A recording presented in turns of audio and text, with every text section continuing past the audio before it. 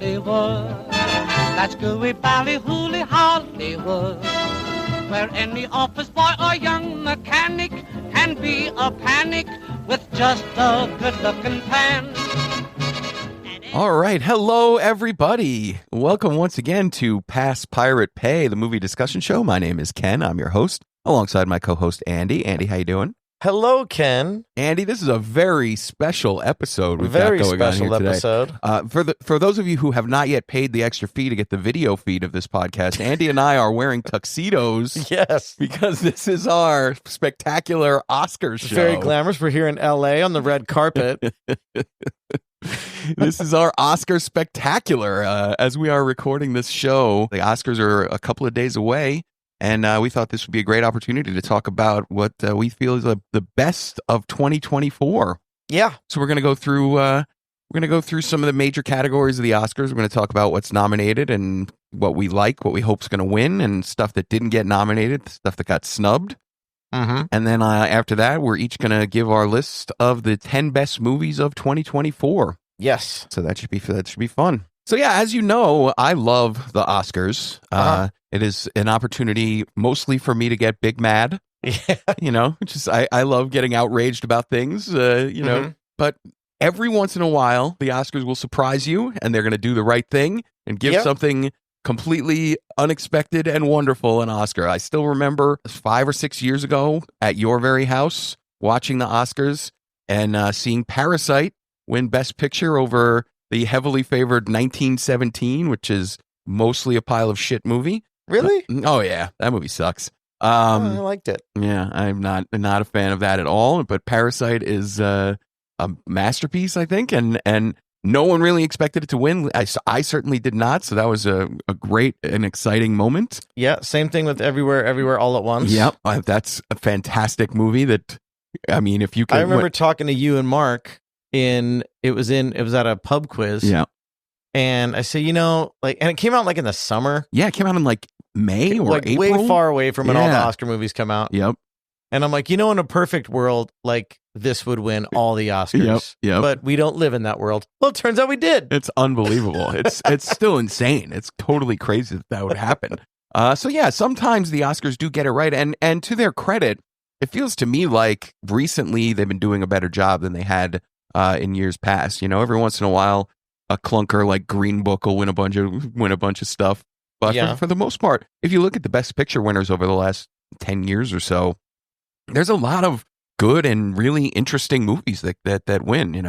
Like Everything Everywhere All at Once, or Moonlight, or Birdman, or just very strange things. So I remember Birdman winning all those. Yeah. So it's just sometimes the Oscars get it right, and every year I watch and I hope it's going to happen. Last year, as you know, I am no fan of Oppenheimer, so that won everything, and I was just but you also are in a very small minority. Yeah, that's true. That is true. So it's not like public knowledge that Oppenheimer's bad. It's right. It's the weird. Opposite of that. It's weird because a lot of people saw it, so you would think that with that many people having seen it, they would realize that it's just not good. But anyway, let's focus on this year. This year. It's a weird one at the Oscars for me, because as I was going through the movies of 2024 to make my list of the best movies, I realized I feel like this was a very strong year for movies. I feel like I saw a lot of really good movies that came out in 2024. But if you look at the stuff that got nominated for the Oscars, a lot of it is not my favorite stuff. So it seems like some very weird choices were made by the Academy this year, and some movies got a lot of nominations, many of which I would not have given. So okay, but yeah, let's get right into it. Let's start with the writing awards. I always like to look at the screenplay awards. So this is for original or adapted? We'll do both. We'll start with adapted. So the nominees for best adapted screenplay this year are A Complete Unknown, Conclave, Amelia Perez, Nickel Boys, and Sing Sing. Okay, I have not seen Nickel Boys. Okay. Well, Nickel Boys is my pick to win this year, is what I'm hoping. Amelia Perez, I haven't seen that. Well, that's fine. You're not really missing out on a lot. Although we are going to be saying its name a lot as we're talking about this. Yeah, we are. It's nominated for a bunch of stuff. It's got 13 Academy Award nominations. Yeah, you saw it, and you did not like it, correct? I did not like it at all. I think it is interesting and cool story that is told incorrectly, I guess is the best way to put it. Like every stylistic decision that the director makes in the course of making this movie is wrong. That's what I think. Like, I have read a lot about it, and there's a bunch of controversy following it. Right, yeah. I guess the lead trans person in that made a bunch of nasty tweets that they dug up. Yep. Yeah, she is not. And they're not, like, I read the tweets, and yeah, they're abrasive, but I didn't think they were awful. Right. You know, Trump tweets worse every day. Yeah. Every day he tweets a worse thing than that. But it just wasn't lining up with what the left thinks. Right. Well, the thing is that the problem is that the reason Emilia Perez is getting all of these nominations is because the left wanted to pat themselves on the back for celebrating this story about a trans person, right? So, right, so then you can't really do that when it turns out the trans actor at the center of the movie kind of an asshole. Is an asshole. Doesn't really work so well. But the good news is that these old tweets seems like they may have saved the Academy from making a horrible mistake, because Emilia Perez would be one of the worst Best Picture winners of all time. I think it is just not a good movie. As I've been reading about it, because I haven't seen it, and I've been meaning to. I want to see it. Yeah. But as I've been reading about it, your opinion is not in the minority. Yeah, that's weird. It is a pretty happen. It's an out there opinion that it's not good. Yeah, it's definitely not good. Like, you know, some of your opinions, Ken, you think something is not good. Yeah. And everybody else in the world loves it. Right. I don't line up with popular not opinion always. all that often, you know. Sometimes I do, but I'm not there. Right. But this one, I feel like it's kind of like, it feels a little bit 50-50, like what I've been reading. Yeah. The funniest thing I read about all the various controversies around Emilia Perez is so this movie is about a Mexican drug cartel. Right. But it's made by a French dude, and the whole thing was shot in France. And none of the lead actors are actually Mexican. Like, Selena Gomez is American, but her father was Mexican. But Zoe Saldana and the lead actress, neither of them are Mexican either. So it's cultural appropriation. So Mexican, I've been reading that they're using all of the worst stereotypes about Mexicans being cartel drug lords and stuff like that, and mining it for tragedy. It's like, so yeah, cultural appropriation. Right, like Italians and gangsters. Yeah. So the funniest thing I read is that a trans woman named Camila Aurora, she's a Mexican filmmaker. She made a response movie to Emilia Perez called Johanna Sacre Bleu. Which is made about all these Mexican people just doing really ridiculous stereotypes of French people. So, and it's a whole movie? Yeah, she actually made the movie.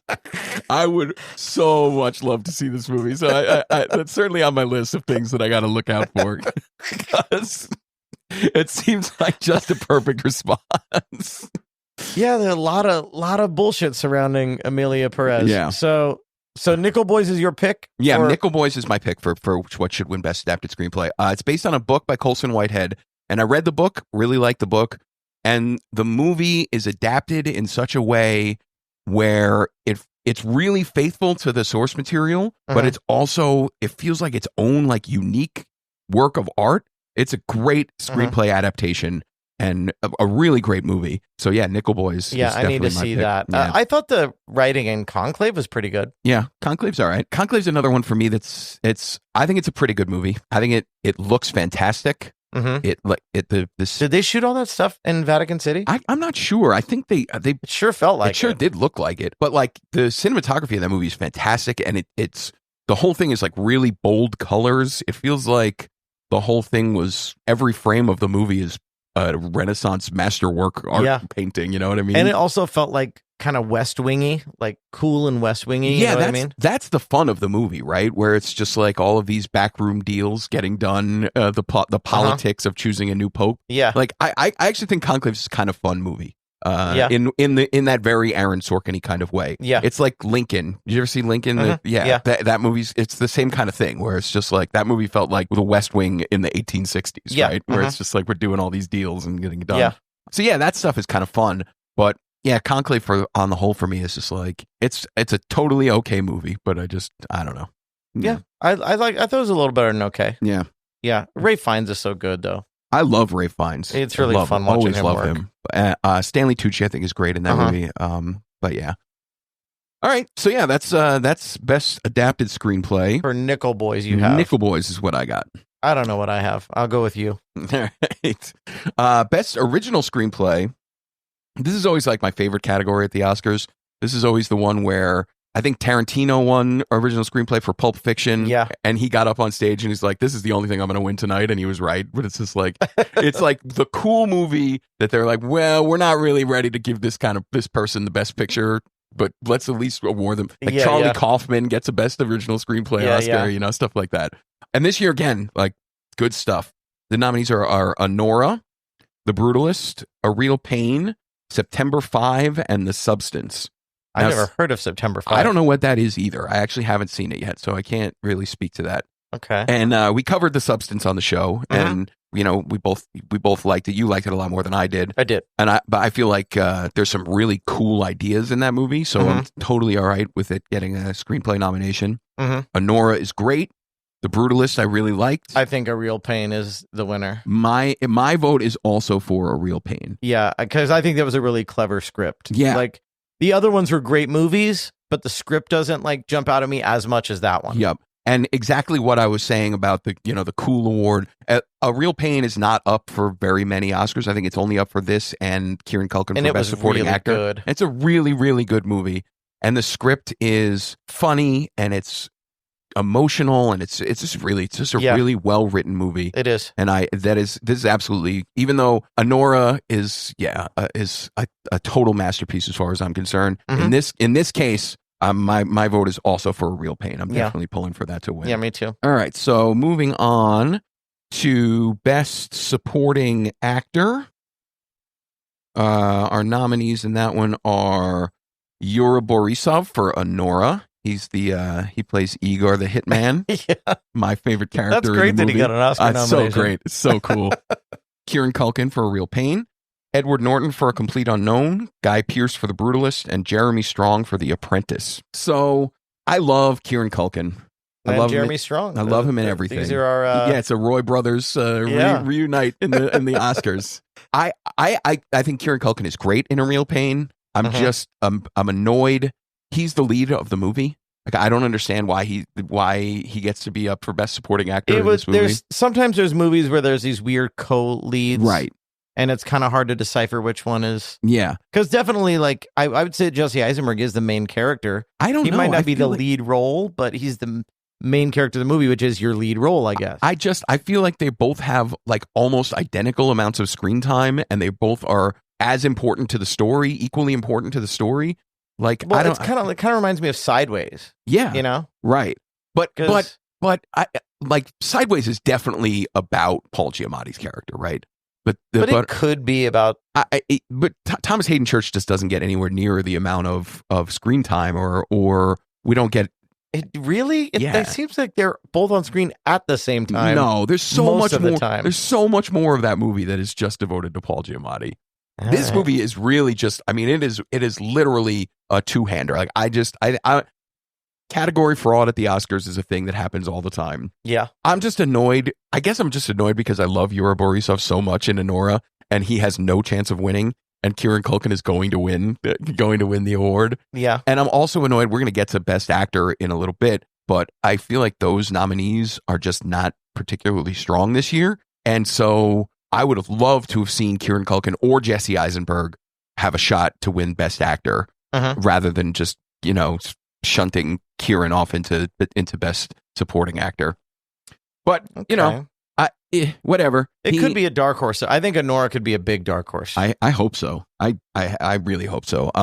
But, if I'm obviously not going to be upset if Kieran Culkin wins. The one that Jeremy Strong, him on Succession is like the best acting anyone has done on TV in 20 years. Like I love him as Kendall Roy. I think he's so good. Did you see The Apprentice? I didn't see The Apprentice. It's just not good. It's just not a good movie. And the Academy is a bunch of liberals, right? And I feel like they put these because Sebastian Stan is also nominated for playing Donald Trump in The Apprentice. And I feel like these guys just got nominated because these fucking liberals decide, well, we're going to stick it to Trump and we're going to put because Trump obviously hates this movie. Trump obviously the Amelia hates Perez stuff also feels like that. Yeah. Which, I mean, that's fine. It's just The Apprentice is garbage. and the performances, like, they feel like SNL impressions. And to put these guys in there to give them Oscar nominations for these performances is just very upsetting to me. I'm not on board with it at all. So even though I love Jeremy Strong, I feel like him getting an Oscar nomination for this movie is a fucking joke. Yeah, I don't know if I've seen anything with Jeremy Strong where he does a bad job. Yeah. And you think it's bad? You think his Roy Cohn is bad? It's really big. It's really cartoonish. Yeah? Yeah. It's not as cartoonish as Sebastian Stan's Trump, but it's still really big. Okay. And I don't know. It's just, it did not feel in any way worthy of getting an Oscar nomination. Okay. But, Edward Norton in A Complete Unknown as Pete Seeger is another one where it's like, this guy's a great actor, but this part, there's just I thought it was a good part. I didn't think there was anything there. I think it was a good part and he did good in it. Yeah. I liked him. It just didn't strike me that there was a lot there. I don't know. It didn't seem like he had a lot to do other than just be like, oh, shucks, folksy guy. You know, like, I don't know. It's kind of a weird nomination for me. So I would like to put a shout out for this one for someone who I think should have gotten a nomination, which is Clarence Macklin in Sing Sing. Is that the prisoner? Yeah, he's not Colin Domingo's the main guy, but the guy who was like a real hard case badass. And then like, you know, he like doesn't want to, he signs up to do this stuff, but he doesn't want to. Yeah, that felt real. Well, because he's the real guy. He's playing a fictionalized version of himself.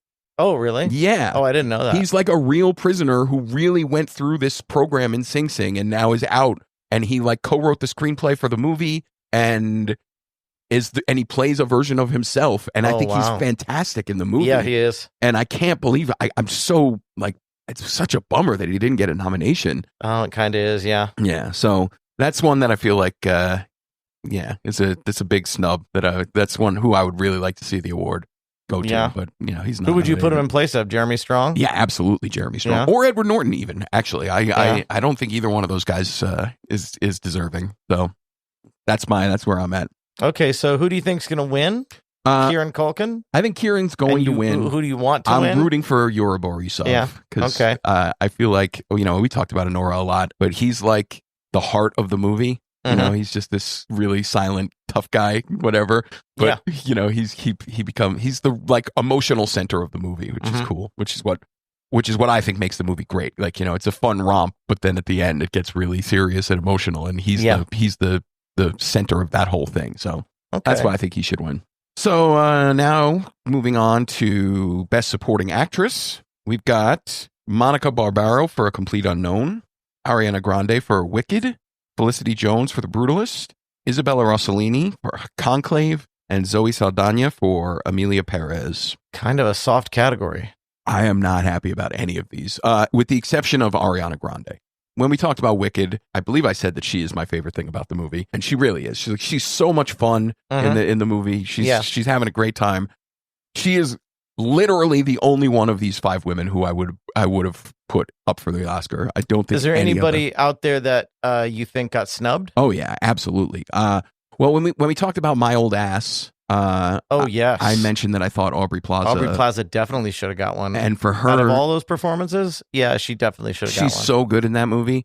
But, you know, that movie, we knew it was going to get over. It's just not an Oscar movie. It's just never going to happen. But I think it should. I think it very well should have been. Absolutely should have. But the one that I feel like actually should have had a shot is a movie that I don't think very many people saw.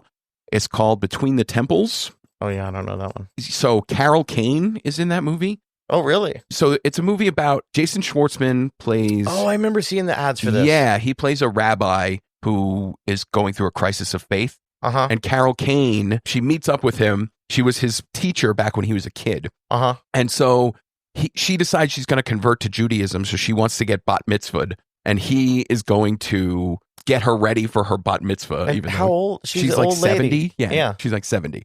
And she's like 100% Carol Kane, which is like, she's like kooky and weird. But she's also like, she's really great in the movie. She gives a great emotional performance. I saw that movie and I was like, why the hell have people not been putting Carol Kane in things forever?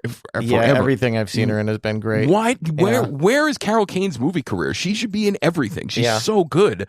She's such a like fun and charismatic presence in any movie she's ever in, or TV show or whatever. Yeah. And she's so great in Between the Temples, and for her, I'm gonna have to watch that.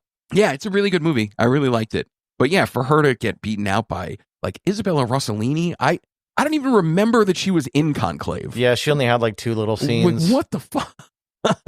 Yeah, and it wasn't like there wasn't any memorable scenes. Like, it was just kind of like administrative work. I don't get it. You know, I don't understand. It was a very small, non-showy part. Yeah, you know. And Monica Barbaro in A Complete Unknown, she plays Joan Baez. Again, it's just not much of a part. She was fine. She's not terrible, but it's just like, I don't understand. The Oscars do this thing where it's just like, well, this person is doing an impression of a person who I know, so that must be good, right? Like, yeah, or like, this movie's doing good, so we should just put all the people in this movie. Yeah, exactly. Yeah, that's what I feel like. Felicity Jones is pretty good in The Brutalist. Did you see The Brutalist? I didn't. Yeah, I haven't seen that yet. She's pretty good in it, but she's not doing anything spectacular in it. But people just really like The Brutalist, so it's just like, let's just pile on awards for all of these people. And then Zoe Saldana, the same thing for Emilia Perez. We're just gonna let's just nominate everybody for this movie, and it's just like, I just don't get it. I don't see it at all. Okay, yeah, that's a real bummer. Aubrey Plaza is gonna have to wait for more time for. Who do you think? Do you think Ariana Grande will get this? I don't know. I think Zoe Saldana is probably gonna win. She's won at a bunch of the. But that was before the shit hit the fan, even right? recently, like even after the controversy, she still seems to be winning. Like, I think she won the SAG award for Best Supporting Actress. So I don't know. I think she's gonna win. I'm not happy about it, even though in general I really like Zoe Saldana. But I just this movie, there's not really much going on. Her performance is Emilia Perez is a musical with a lot of like really not good songs. And so I don't know. The performance didn't do anything for me. Okay. So I think she's going to win. I am definitely rooting for Ariana, though. That's not out of the realm of possibility. I certainly hope not. I mean, Wicked, it's cool. Sometimes the Academy likes to reward big blockbusters, movies that make a lot of money, because that's, Hollywood loves it when stuff makes money. Yeah. So Wicked made a lot of money. Yeah, it and did. If they're going to award Wicked, I would certainly hope that it would be in this category, because Ariana Grande is the best thing about the movie. Yeah. Okay, next up we've got Best Actor. And the nominees for that are Adrian Brody for The Brutalist, Timothée Chalamet for A Complete Unknown, Coleman Domingo for Sing Sing, Ralph Fiennes for Conclave, and Sebastian Stan for The Apprentice. Okay. So, I think Timothée Chalamet's probably going to win. I think he did great in it. I generally have a problem with people just doing an impression of a famous person and getting an award. But when you compare what Chalamet did in A Complete Unknown to like what Rami Malek did in Bohemian Rhapsody, it's like night and day. He's so much better than that. So since Rami Malek has an Oscar, I can't really be too mad if Timothée Chalamet gets one for his Bob Dylan impression. Yeah. The fact that he sung all the songs himself is great. Right. And like I said before, being a musician, I know what you can get away with and what you can't. Yeah.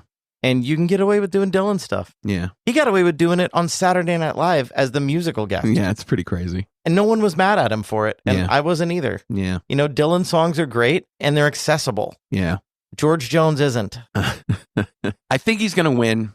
I'm not going to be happy about it, but I'm not going to be super pissed about it. I would prefer to see the award go to either Coleman Domingo for Sing Sing, he's the lead, or Adrian Brody for The Brutalist, who I think does a fantastic job. I mean, that movie is enormous in scale. It's 3.5 hours long, and he's the center of the movie. He does a lot of really like hard work in the movie. He's doing a lot of heavy lifting. Yeah, I'd be totally okay if he won.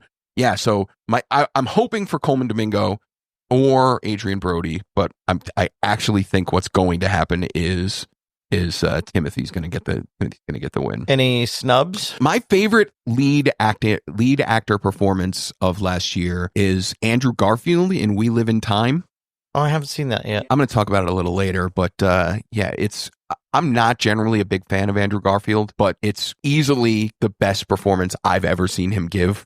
I think he's absolutely fantastic in We Live in Time. Okay. So yeah, that's the one I feel like is the real snub. And also, like I said, Jesse Eisenberg or Kieran Culkin not getting in for a real pain.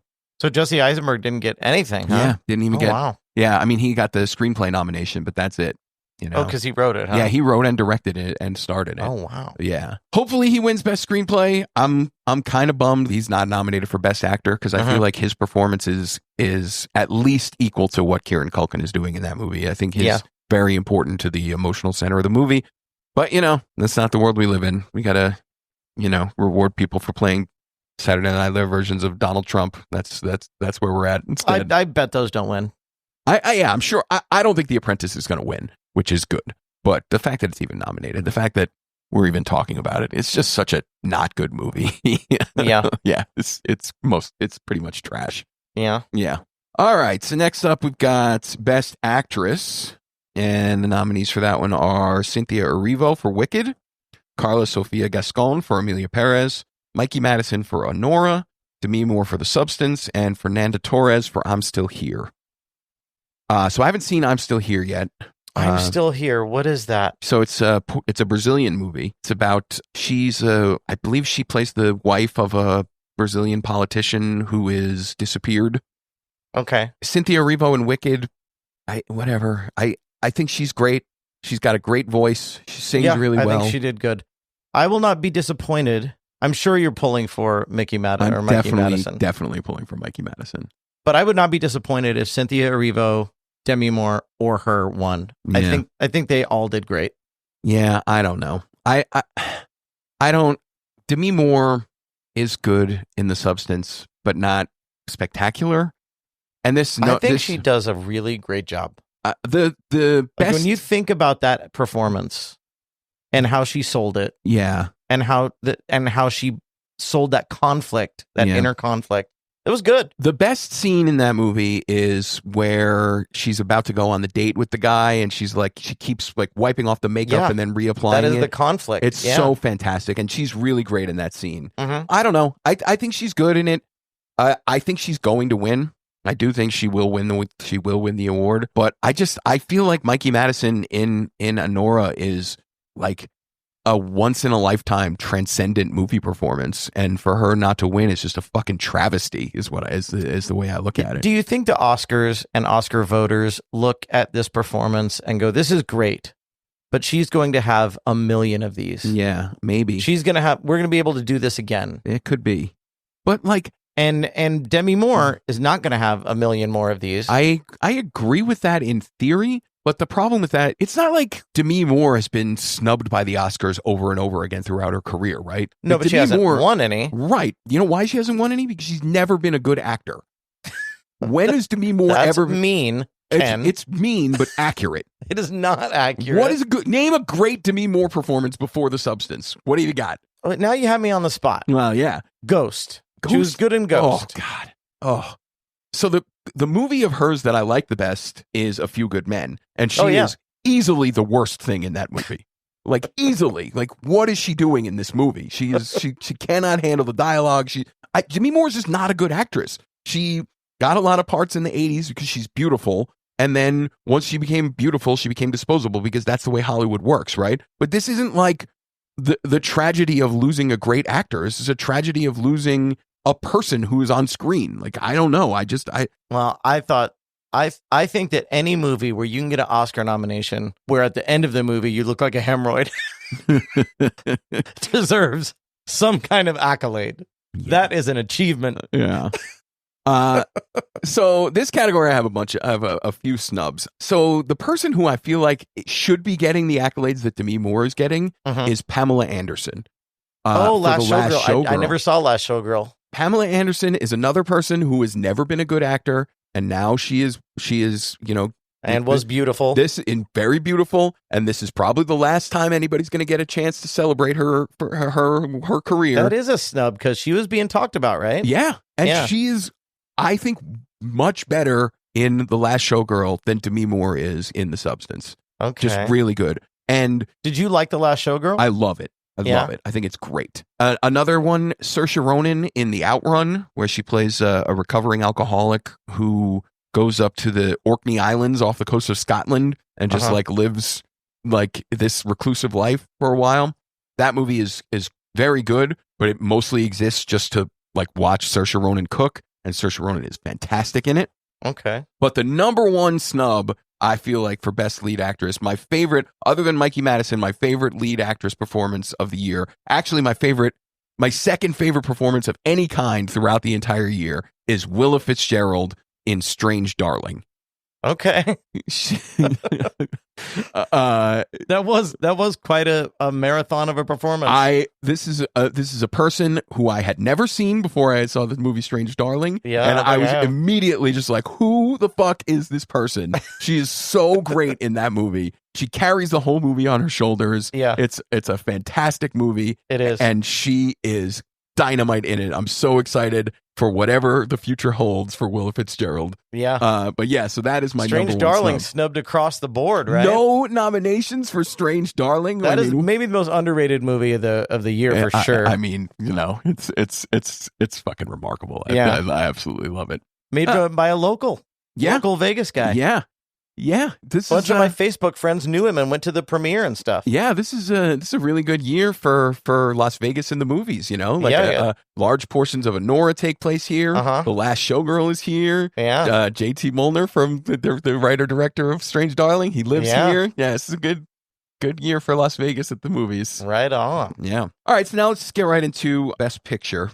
So last year I made a 10 best movies of the year list, and 6 of my top 10 movies were actually nominated for Best Picture at the Oscars last year. Okay. This year, I've got 2. Oh, wow, really? Yeah. I've only got 2 of my top 10 that are nominated for Best Picture. So let's get into it. Our 10 nominees for Best Picture are Anora, The Brutalist, A Complete Unknown, Conclave, Dune Part 2, Emilia Perez, I'm Still Here, Nickel Boys, The Substance, and Wicked. So only one. I haven't seen I'm Still Here. I've seen the other 9. Only one of these movies I would say is bad, and that's Emilia Perez. Okay. But other than Anora and Nickel Boys, I wouldn't say that any of the other movies are really good. Okay. Like, I liked Wicked well enough. I think The Substance. We talked about it. We talked about that too. Yeah, Substance, Wicked. Those are both pirates for me, and A Complete Unknown, also a pirate for me. The Brutalist, actually, The Brutalist is really good. Didn't make my top 10, but it's really good.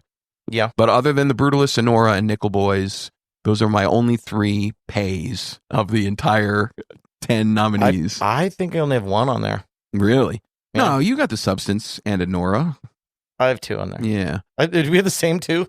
No, I don't know. The Substance is a pirate for me. Oh, okay. Yeah, my other one is Nickel Boys. So what do you think is going to win? I guess I'm gonna do my Charlie Brown and Lucy football thing, where I'm really hoping that the thing I want to happen is the thing that's going to happen, and I've actually got myself convinced that Anora is going to win Best Picture at the Oscars this year. So, like, when we do the betting thing, you're going to bet on Anora. When we make our picks in the pool, my money's going to be on Anora. And I think that could probably be upset by Wicked. Yeah. Like, depends on how it does throughout the night, but yeah, Conclave, also a possibility. And maybe Dark Horse Substance. Yeah, maybe. The Brutalist. I don't know. Brutalist, people like probably, it. Yeah, I don't know. But yeah, what I want to win and what I think will win. Your heart and your head. That's right. I'm both. I'm all in on Anora. All right. Well, cool. Yeah. I don't know what'll win. I really don't. Yeah. But I do, out of all of those, I do hope Anora wins. Like, yeah. All right. So yeah, that's our Oscar preview. And now let's do our top 10s. Hooray for Hollywood. That's gooey bally hooly Hollywood. Where any office boy or young mechanic can be a panic with just a good-looking pan. Okay, so now we're going to get into our top 10 movies of the year. Yes. So I figure what we do on this one, we'll just we'll each count down our list from 10 to 1. We'll go back and forth. Oh, go back and forth? Yeah, why not? Okay. All right, so yeah, we'll each do our 10, and I'm sure we're going to have some overlap on these because we liked a lot of the same movies. Yeah. You know, when that happens, that way we don't have to talk about it twice. Yeah, sure. All right, so I'll start. My number 10 is Inside Out 2. Okay, I had that as my number 11. Okay. I had a really hard time getting this list down to 10. Like I said, there were a lot of really great movies this year. Stuff that I left out that could have been in there. My hardest cuts were Heretic, Furiosa, The Outrun, Sing Sing. These are like really good movies. Mm-hmm. Sing Sing was a hard one for me. Yeah. The reason I finally decided to go with Inside Out 2 is because I guess I just wanted to take an opportunity to talk about animated movies. This was a really solid year for animated movies. Did you see Flow? I did, yeah. Okay, I just saw Flow. Yeah, really good. I thought it was good, but it all felt like an indie video game to me. Yeah, it did seem a little video game-ish. And I was waiting to play as the cat. I was like, okay, these cutscenes are really, really good. Yeah. Really artistic, but I really want to be that cat and jump around stuff. Yeah. So the 5 movies that are nominated for animated feature at the Oscars this year are Flow, Inside Out 2, The Wild Robot, Memoir of a Snail, and Wallace and Gromit, Vengeance Most Foul. And have you seen all of them? I've seen them all. Okay. I think Flow is my least favorite of the 5, and I think it's fantastic. It looks so gorgeous. It does, and it's really cool. Like you really get attached to the characters with no dialogue. Like it does a great job of having animals behave like animals for a lot of the time. You know. Yeah. The dogs are all super dog-like. It's just a really cool movie. Yeah. And like I said, that's my least favorite of the bunch. And Inside Out 2, which is my favorite of them, is just, I mean, it's the best Pixar movie in like 10 years, probably. Since Inside Out 1? I think it's better than the first one. You think it's better than the first one? Yeah, I like it better than the first one. I think it's as good as the first one. Yeah. And I think the first one was great. So. I love the first one too, but I think this one's even better. I mean, it was even the TV show. Did you watch the TV show? No. Do you know about it? The TV show centers on the Dream Factory. Oh, okay. And it's all about like the dream production. It's like a movie studio. Yeah. You know? And even that was great. Yeah. Like all the Inside Out stuff is just fantastic. It's so good. And like, I mean, I was an absolute fucking mess by the end of the movie. You know, it's just, it's so emotionally resonant. It's so great. What a fucking fantastic movie. So yeah, that's why who knew that Herman's head had this much legs? Right? Exactly. Yeah. So that's my number 10, Inside Out 2. Okay. My number 10 is Better Man. Better Man. Okay. Better Man, the Robbie Williams monkey movie. Yeah. Yeah. This was so much better than it deserved, way better than what it got. Because nobody saw this fucking thing. Right. Nobody. Yeah. What I read about it was that it mirrors Robbie Williams' own lack of success in the United States. Right. Yeah, it kind of does. Right. So here's the thing. Like Kristen, my friend that I go to movies with, is a huge Robbie Williams fan. Okay. So she knew all the songs. She knew all the stories. She knew all this. I knew nothing and still found it immensely entertaining. Weird. It was incredibly entertaining. The visual effects were spectacular. Yeah. You know, for some reason, monkey visual effects are awesome. It's really strange. I saw a trailer for that movie and I just had no interest in seeing it at all. Me too. And then you saw it. You said it's really good. And I'm actually critically, it's been like absolutely stomping everything. Yeah, it's like that's what I hear too. Yeah, I hear it's so you and everyone else have done a good job of making me actually kind of want to see this movie. So yeah, I think you should. It's better than you think it's going to be. Yeah, it would have to be really. Yeah, because I thought the same thing when I saw those trailers. Yeah, it just looks like it. What it seemed like to me was every musical biopic is exactly the same, right? So how do we make the same movie that everybody makes all the time and get people interested in seeing it? I got an idea. Let's make the guy a monkey. There probably is a little of that. That's what it seems like. There probably is a little of that, but for some reason it really works. So yeah, that's what I have for my number 10. All right, cool. My number 9 is The Last Showgirl. Okay. Yeah. So this movie, I feel like as a person who has lived in Las Vegas for about 20 years now, I feel like this is far and away the movie that best shows what it is really like to live here. Okay. I have worked in some really shitty locals casinos in this town, and I feel like every one of the characters in The Last Showgirl is a person that I have met working those shitty casinos jobs. Pamela Anderson is like really a person who I've never respected as an actor. Like I just don't think she's a good actor ever, and I think she does a fantastic job. It's really went for it in this one, huh? She really did. And Jamie Lee Curtis plays a friend of hers who's also an aging showgirl who is now working as a cocktail waitress in one of those same shitty casinos that I had worked in. And like, I feel like Jamie Lee Curtis is so much better in this movie than she was in Everything Everywhere All at Once, for which she won an Oscar. This is another one that she could have been nominated for Best Supporting Actress, and I would have been very happy about. I'm kind of loving Jamie Lee Curtis's like third act. Yeah, she's doing great. She was great in The Bear. She's great on The Bear. Great. Yeah, really, really good in The Bear. Yep. And Everything Everywhere All at Once, and I guess this now, like it's like it, and she also feels like she has no fucks to give. Yeah.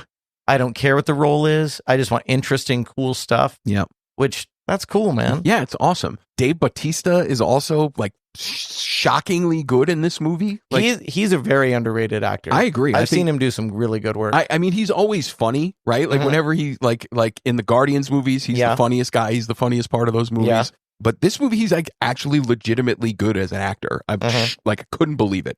So yeah, I definitely recommend The Last Showgirl. It's really, really good. Okay, I'll see that for sure. Yeah, I like Vegas movies. Yep. All right, so my number 9 is Ghostlight. Oh, Ghostlight. Okay, Ghostlight is my number 8. Oh, great, great. So yeah, I mean, we already talked about this one. Yeah, we did, and there were 2 movies about making theater. Yeah, Sing Sing and this. Yep, that came out this year.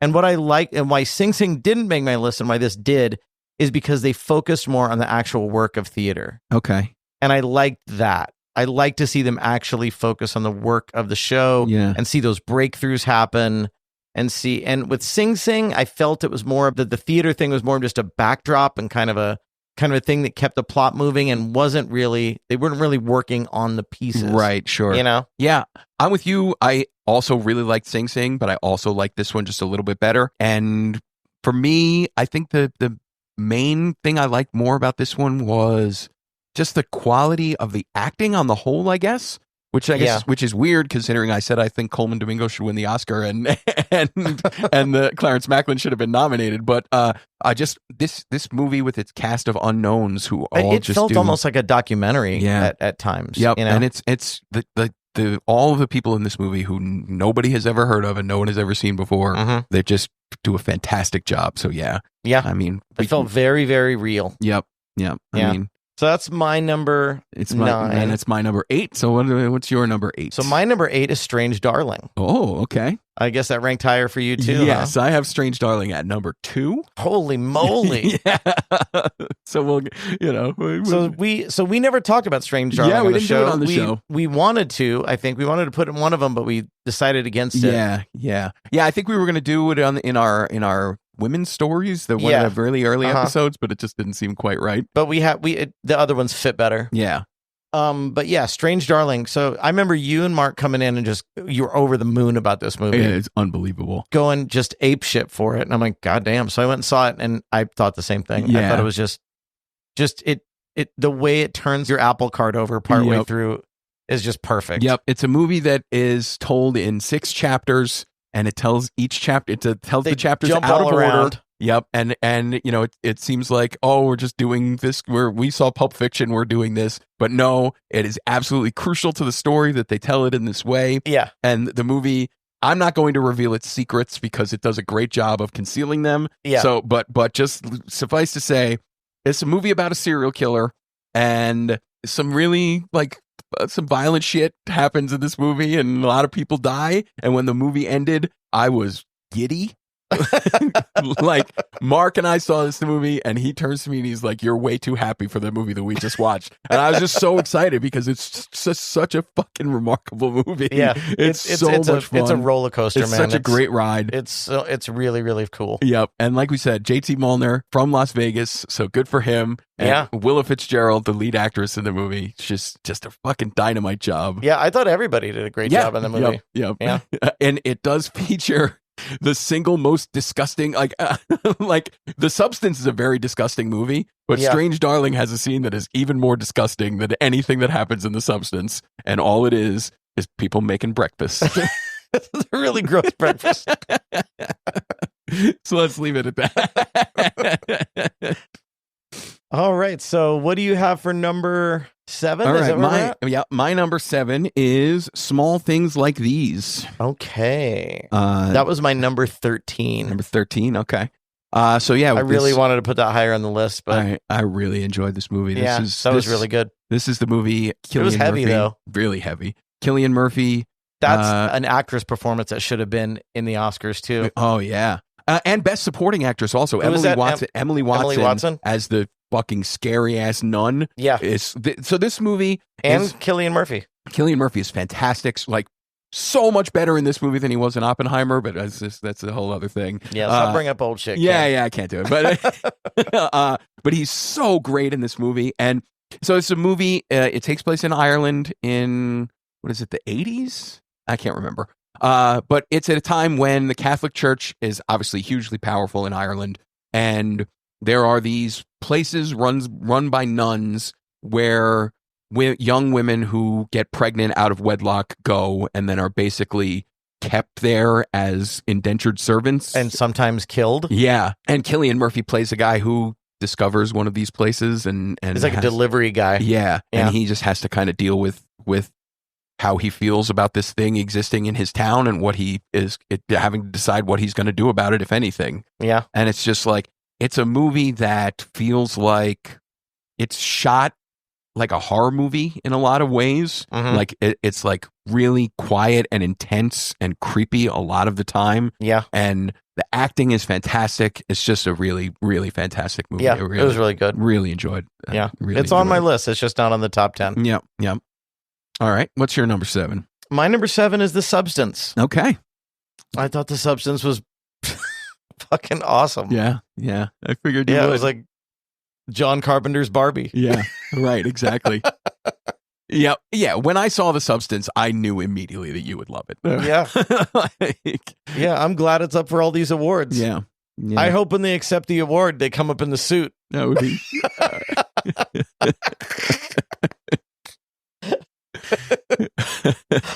Yeah. Like I said, I feel like The Substance is. I'm actually, even though it's not in my top 10, I'm actually super excited that it got all these Oscar nominations. I feel like it's the kind of big swing, interesting movie that needs to be celebrated more often. Yeah. And even though all of the swings don't work for me, I'm really glad that people are that it's getting out there and people are talking about it. I feel the same way. Yeah. I feel the same way, yeah. My number 6 is We Live in Time. Okay, that I didn't see and I kind of wanted to. Yeah, so this movie is Florence Pugh and Andrew Garfield play a couple, and the movie is told, it spans a period of about 10 years from the time when they first meet each other to near the end of Florence Pugh's character's life. Okay. And it's told in a non-linear fashion where we get to experience like the highs and low points of these people's lives as they're happening. Okay. So what happens is Florence Pugh's character is diagnosed with a terminal illness, and it's just a story of this young couple who eventually have a kid, and then they have to deal with the fact that the woman's just not going to be around for a while. This movie is a total tearjerker, but it's made in the best possible way, where it's just, it doesn't feel emotionally manipulative at all. And the performances, the 2 lead performances are just fantastic. I think Florence Pugh is one of the best actors around we have. Yeah, she does really good work. And she's great in it. And I think Andrew Garfield, like I said, it's the best I've ever seen him do. I feel like he's even better in the movie. And there's a scene where Florence Pugh is giving birth on the bathroom floor of a gas station. That is one of the most genuinely enjoyable movie scenes I can recall ever having seen. It's just fantastic. So yeah, We Live in Time. I'll definitely watch that. I need to watch that. Like I said, it's a weepy movie, and I'm a person who loves getting emotional at movies, and this is certainly plays right into that. But it's just a really, really well made movie. In addition to getting tugging at the old heartstrings. All right, cool. Yeah. My 6 is Furiosa. Furiosa, nice. I loved Furiosa. Nice. I have loved, so my experience with Mad Max is Fury Road was coming out. Yeah. And it looked good. Mm-hmm. And I'm like, I should go see that, but I haven't seen any of the other ones. Oh, really? So I went back and I watched all of them in 3 days. Okay. Like I watched one a day. Yeah. And caught up on all of them. And when your whole mind is fresh in that universe, it's way more fun. Okay. Because you see this evolution of Mad Max, because the first one it looked like they filmed that, just a bunch of buddies filmed that. Yeah, the first one is really, really like they got rent. a camera, and there wasn't any good car stunts. It was just like this idea. Yeah, just this weird, like vague idea that they had, and you saw that sharpen. As the movies progressed. Yeah, and I'm like, man, who gave this guy all this fucking money to do these crazy things? Right. Because it was crazy shit that he was doing, and it's really amazing to watch, and it's just so much fun. And Furiosa, I think, was as good as Fury Road. Yeah, I liked Furiosa a lot more than I liked Fury Road, actually. Oh, really? Yeah. Furiosa is my favorite Mad Max movie. Okay. Before that, the Road Warrior I really like. That's the second Mel Gibson one. Okay. The other two Mel Gibson movies I don't love particularly. The first one in Thunderdome? Yeah, and Thunderdome. I feel like Thunderdome is just too weird. It's weird for its weirdness' sake. I like Tina Turner in Thunderdome, though. I think she's cool in that. And Fury Road, I think, is pretty good, but I don't know. It didn't really do it for me the way it did for other people. Furiosa did for me what Fury Road seems to have done for everybody else. Yeah, I loved both of them. All of the car chase scenes in Furiosa, I think, are absolutely just dynamite. So bonkers. Yep. So much fun. Super, super fun. And Chris Hemsworth is so funny as like the main antagonist. He's just like being completely ridiculous at all times. Yeah, and it's just so good. Yeah, just chewing up scenery. Oh yeah. He is on fire in that movie. That's another best supporting something actor that we didn't know he was capable of. Right, exactly. I had no idea. When the first Avengers movie started coming out and you had told me that this guy was actually charismatic and funny, I would be like, yeah, okay. Yeah, I actually think that Tomorrowland and Disneyland, the way it sets now is it still feels like the 60s, like positive view of tomorrow. Yeah. And that's not where we're at as a society right now. Of course. So I think that Disney should buy the Mad Max franchise and rename it and turn Tomorrowland into Mad Max Land. That sounds amazing. And you can still say it's Tomorrowland. Right. You can still call it that. Yeah. Because that is the Tomorrowland we deserve. Nice. Just Mad Max rides. It'd be awesome. Nice. I don't know how family friendly it'd be, but it would be awesome. Nice. All right. So you're number 5 now? My number 5. Another one we talked about on the show, My Old Ass. Yes. Actually, My Old Ass is my number 3. Nice. Very nice. So yeah, again, we talked about this one already. It's just a fucking awesome movie and like great performance. Maisie Stella as the lead, hopefully she gets to do a lot more. She's really great in it. And Aubrey Plaza as My Old Ass is just so fantastic. Yeah, is it weird for you to watch movies, like coming of age movies about people who are way younger than you? Yeah, it's a little weird. Not way younger, but they are way younger. Like we're But like people are going to look at this movie, I think this movie is going to be loved later. I hope so. I think it is. I think this is going to be like Stand By Me. I think it's going to sit where Stand By Me sits for that generation of kids. I hope so. I really don't know what the current generation, like what people Maisie Stella's age would think about My Old Ass. But I really enjoy it as a person who is old. I feel like because of the nature of the movie, right, where we are able to be in the Aubrey Plaza spot and looking back at the younger version and being like, wow, this person's a dick, right? And look at the ways that person becomes the person that they eventually become. I think that's the most interesting thing about the movie, and it does a really great job of it. Yeah. So, yeah, I was totally into this movie. Yeah, I loved it too. It ranked higher for me. Nice. So, well done. That was my number 3. Very nice. All right, so your number 5. My number 5 is Kingdom of the Planet of the Apes. Oh, okay. I did not see this. Yeah. Have you seen any of them? I have not. Okay, you are missing the fuck out. That's what people say.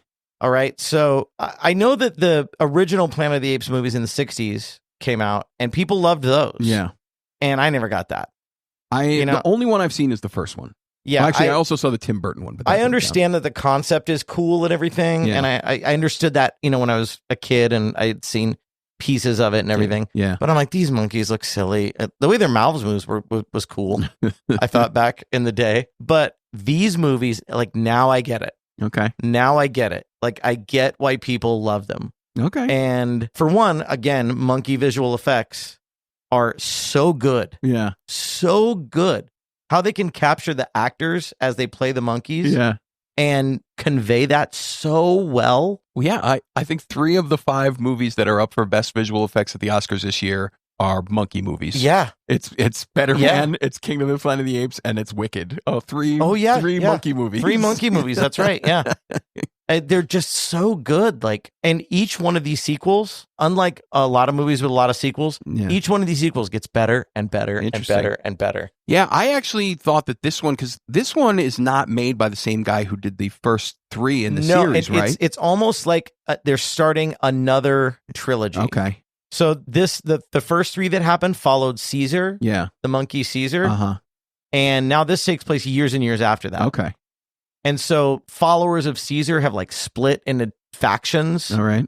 And it's so fantastic. You really should watch them. All right. Yeah. All of them are great. You will have a great time. All right. Cool. Awesome. So that's my number 5. All right. Nice. So my number 4 is A Real Pain. Okay. I didn't have A Real Pain on there, and I probably should have. Yeah. I really, really like this movie. I just watched it. I watched it a couple days ago for the second time. Yeah. And it's just, I don't know, man. It's just a really good movie. So we talked about the script. We talked about the acting. I feel like Jesse Eisenberg is just not getting enough credit for just making this movie as the director. The whole thing is shot on location in all of these small Polish towns. Because the movie's about these 2 cousins going on a Holocaust tour of Poland after their grandmother dies. Grandmother dies, yeah. And it's about the relationship between the 2 cousins and all of these things. But like all of there's so many really beautiful looking shots of like these really kind of shitty looking Polish towns. It just looks really cool. And almost the whole movie is scored with all of these old like Chopin piano concertos, and it the whole thing looks great. It sounds great. It's just a really, really well made movie. I know that it's called A Real Pain. Yeah, but it reminded me of an Alexander Payne movie. Oh, interesting. It felt like that. It had the comedy bits. Yeah, and it had the drama bits. Yeah, it felt to me like a Woody Allen movie. And it's just like, I feel like I love Woody Allen movies, and Woody Allen is a very problematic person, so we can't have any more new Woody Allen movies because we don't want to give that guy any more money. So if other people want to make Woody Allen movies, that sounds great to me. So if Jesse Eisenberg wants to make more great Woody Allen movies, let's let him do it. I'm with you. I'm with you. Yeah, so that's my number 4, Real Pain. All right, my number 4 is Anora. Okay. I obviously have that a bit higher. Yeah. Is that your number 1? And it will be my number 1. Yep. Oh boy. So yeah, I mean, what haven't we said about Anora? Yeah. We don't really need to go too much more into it. It's just a real good movie, and if you haven't seen it, go see it. Yep, fantastic. Yep, everyone should check out Anora, and hopefully in a few days we can start saying Best Picture winner Anora. There's a very, very likely. Yeah. All right, my number 3 is Nickel Boys. Okay, I don't know anything about Nickel Boys. Okay, so it's the story of this reform school / youth prison camp, I guess, in Florida in the 60s, called the Nickel Academy. That's why it's called Nickel Boys, and it's about the horrible shit. As you can imagine, it's probably not great if you're a young black kid at a reform school in Florida in the 60s. Oh yeah, that's a trifecta there. It might even be the 50s, actually. It might be late 50s. The entire movie is told in first-person camera. Like everything is? Yeah. So there's 2 main like characters. First-person shooter? Yeah. So there are 2 main characters, and the movie switches back and forth between the perspectives of the 2 characters. But every shot in the movie is you're looking at what these people are looking for. That feels annoying. You would think so, but it's not. It's like really excellent to be immersive into what, like, you actually feel like you're going through what the characters are going through, and it just makes the movie really feel How really did they shoot that? Did they strap cameras to actors? I guess so. I actually don't know. I didn't do the research of it, but from the way it looks, it seems like that must have been what they did. Either that or they just didn't have the act. There are a lot of shots in that movie where I can't really figure out how they do it, like where they're looking in windows or reflective surfaces. Yeah, there's a lot of crazy. Can't see the camera. Yeah, there's a lot of crazy special effects that they use to do that. Yeah, so it just looks really great. Like I said, it's a movie based on a book that feels simultaneously faithful and original, and it's a really cool magic trick that it's able to pull off. That you can do that, like make this truly original work of art based on a thing that already exists. There was a movie that came out like a hard balls to the wall action movie. Yeah. Hardcore Henry or something like that. Yep. Did you see that? I didn't, but I remember it. Yeah. So is Nickel Boys like that? Yeah, it's exactly like that. It's basically Hardcore Henry 2. Hardcore Henry, Florida Reform School Camp. But yeah, so the movie also, one of the characters is able. It's told from his perspective much later in life, like in the 80s and 90s, after he's no longer in the prison and in the prison camp, and what his life is like after that. Okay, and then looking back on the things that might have happened, and it just does a really fantastic job of telling the story. It's just a really cool and original movie, and really great. I'll put it on my list. Yeah, really. Hardcore Henry 2. Really liked it. All right, so whose turn is it now? That's you. What's your number 3? My number 3 is My Old Ass. Okay. We already went over that. So what's your number 3? That was Nickel Boys is my number 3. My number 2 is Strange Darling, and my number 1 is Nora. So we're that's so I just got mine. Yep, my last yours. 2. Yep. My number 2 was Late Night with the Devil. Oh, nice. I loved Late Night with the Devil. Nice. Late Night with the Devil. I left. You know how you left Strange Darling giddy? Yeah. I left Late Night with the Devil giddy. Nice. Just because there's so many things about that movie that I have loved. Old, like Carson shows, you know, and it encapsulated that perfectly. Nice. You saw it, right? Yeah, I really liked it. I love that they have a James Randi character. Yeah. You know, and it like debunking Randy. everything. Yeah, yep. I love, because I was a huge fan of James Randi. Yeah. From Carson. I remember watching him on Carson. Yeah. And I became a huge fan, and I had been a lifelong fan. Yeah. So I just love that movie, man. It had all the aspects of fun and comedy and horror, and everything all rolled into one, just perfectly. Yeah, it's a super, and the aesthetic of it was incredible. It's a super cool horror movie, and by the last 15 minutes of that movie are just totally fucking off the rails, and it's so great. It's so much fun. Yeah. So yeah, that was my number 2, nice. And my number 1 is Kneecap. Oh, Kneecap, nice. Yeah, same thing about leaving giddy. I left Kneecap giddy too. Yeah, the whole thing was just fun for me. Nice. I just had a really, really fun time. Nice. And we go over Kneecap in the other episode. Yeah, we talked about it. Nice. Awesome. But yeah, there they are. So that's it. That's our top 10 list of 2024. So those of you who are listening, if you want to find out exactly what the best things to watch from the last year are, now you have a good place to start. Catch up. That's right. And we're probably going to do another night here at the house and make bets. Yeah, that's certainly... And Ken always wins. No. Ken always wins. Or win. Ties. No way. All right. So next week's show. Yeah. Gene Hackman just died. Yeah. So we are doing Gene Hackman movies. Okay. Interesting. That sounds good. I don't know which ones yet. I know one. Okay. The one I know is Scarecrow. Have you seen Scarecrow? I have not, no. Not a lot of people have. And it's a road movie with Gene Hackman and Al Pacino. Great. I'm in. And they say it's very underrated. I've been meaning to watch it for a long, long time. Okay. And haven't. So we're going to do Scarecrow. I'm not sure which other ones we're going to do, but... Great. That sounds great. Big fan of Gene Hackman, so I'm excited for that. All right, cool. All right, we'll see you next week. All right, bye-bye. All right.